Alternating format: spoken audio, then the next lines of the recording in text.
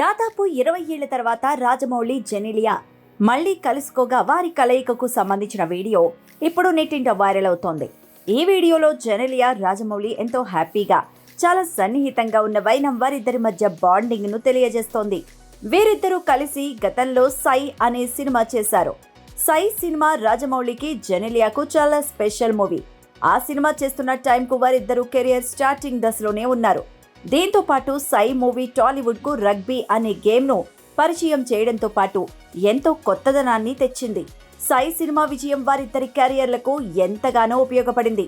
కానీ వారిద్దరూ కలిసి తర్వాత మరో సినిమా చేసిందే లేదు.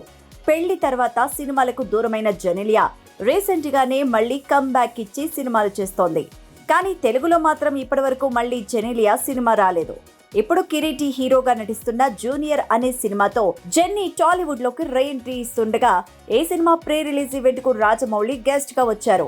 ఈవెంట్ లో జెనీలియాను ఉద్దేశిస్తూ మాట్లాడిన రాజమౌళి, జెనీలియా ఇన్నేళ్లైనా అలాగే ఉందని, సేమ్ బ్యూటీ సేమ్ గ్రేస్ అన్నారు.